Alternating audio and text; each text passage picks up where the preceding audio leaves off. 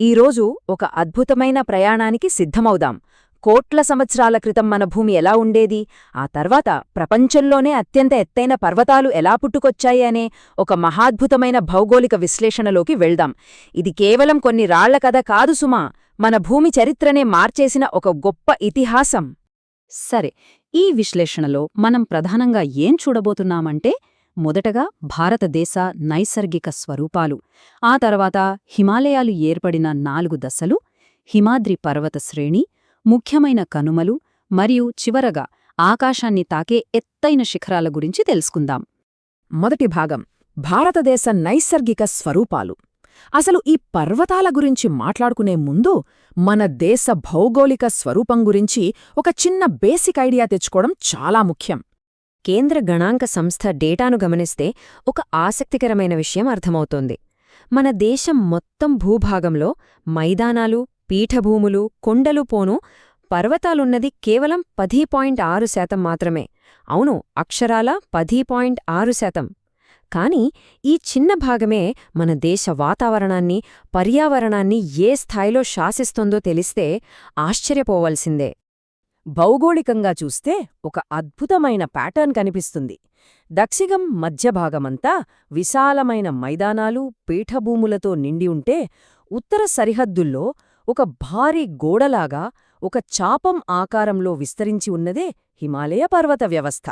సుమారు 2400 కిలోమీటర్ల పొరముతో మన దేశానికి ఇది ఒక బలమైన రక్షణ కవచంలాగా నిలబడి ఉంది.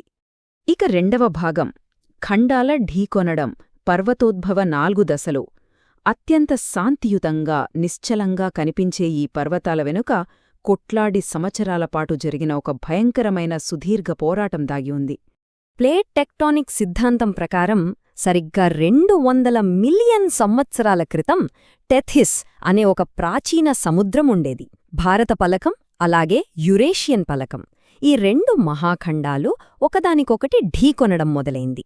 ఈ సుదీర్ఘమైన కదలిక వల్ల టెథిస్ సముద్రంలోని అవక్షేపాలు బలంగా నొక్కుకుపోయి 4 దశల్లో నెమ్మదిగా పైకి లేచి ఈ అద్భుతమైన హిమాలయాలుగా రూపాంతరం చెందాయి. అయితే ఇంతటి భారీ స్థాయిలో ఖండాలు ఢీకొన్నప్పుడు ఆ ఒత్తిడికి భూమిమీద ఎన్నో శాశ్వతమైన గుర్తులు లేదా మచ్చలు ఏర్పడ్డాయి. అవే ఈ థ్రస్ట్ ఫాల్స్.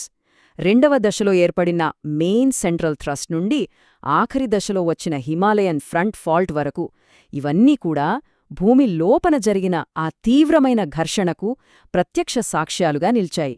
3వ భాగం, హిమాద్రి నిర్మాణం లేదా ఉన్నత హిమాలయాలు. ఈ భూగర్భ పలకల సిద్ధాంతాలు పక్కన పెడితే, వాస్తవానికి ఈ పర్వతాల భౌతిక నిర్మాణం బయటికి ఎలా ఉంటుందో ఇప్పుడు పరిశీలిద్దాం. దీన్నే బహిరంగిరి శ్రేణులు అని కూడా పిలుస్తారు.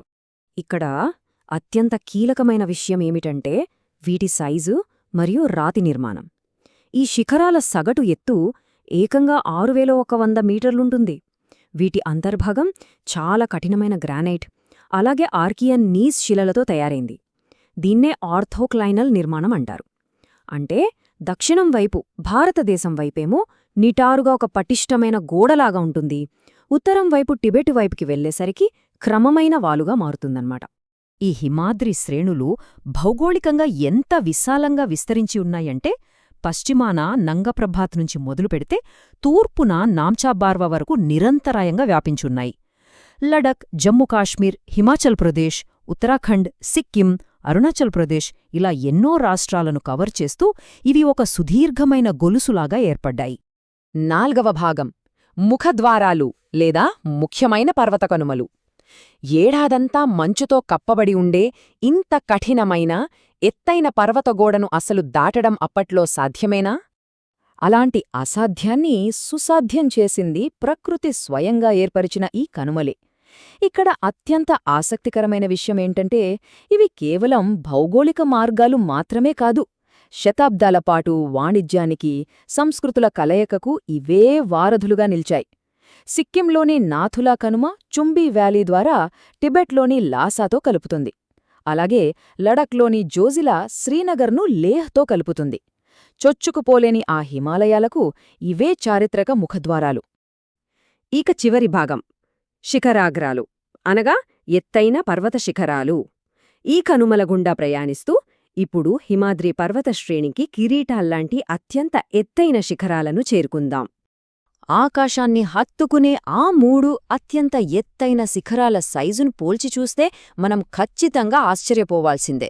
నేపాల్లో ఉన్న మౌంట్ ఎవరెస్ట్ 8850 మీటర్ల ఎత్తుతో ప్రపంచంలోనే నంబర్ 1 స్థానంలో ఉంటే, సిక్కింలో ఉన్న కాంచన్జంగా 8598 మీటర్లతో మన భారతదేశంలోనే అత్యంత ఎత్తైన శిఖరంగా ప్రసిద్ధి చెందింది.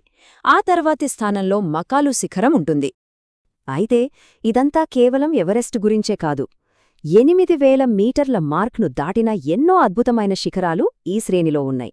నేపాల్లోని ధవళగిరి, అన్నపూర్ణ, లడాఖ్లోని నంగప్రభాత్, ఉత్తరాఖండ్లోని నందదేవి, అలాగే అరుణాచల్ ప్రదేశ్ సరిహద్దుల్లోని నామ్చా బార్వా, ఇలా ఈ మహాశిఖరాలన్నీ హిమాద్రి శ్రేణి పొడవునా ఒకదానికొకటి పోటీపడుతూ కనిపిస్తాయి. ఇదంతా చూసిన తర్వాత మన మెదడును తొలిచే ఒక అద్భుతమైన ప్రశ్నతో ఈ విశ్లేషణను ముగిద్దాం. టెక్టానిక్ ప్లేట్స్ అంటే భూమి లోపలి పలకలు ఇప్పటికీ నిరంతరం కదులుతూనే ఉన్నాయి కదా. అంటే హిమాలయాల పుట్టుక ఇంకా ఆగిపోలేదు, అది కొనసాగుతూనే ఉంది. అలాంటప్పుడు రాబోయే 10 లక్షల సంవత్సరాలలో ఈ హిమాలయాలు ఇంకెంత ఎత్తు పెరుగుతాయంటారు?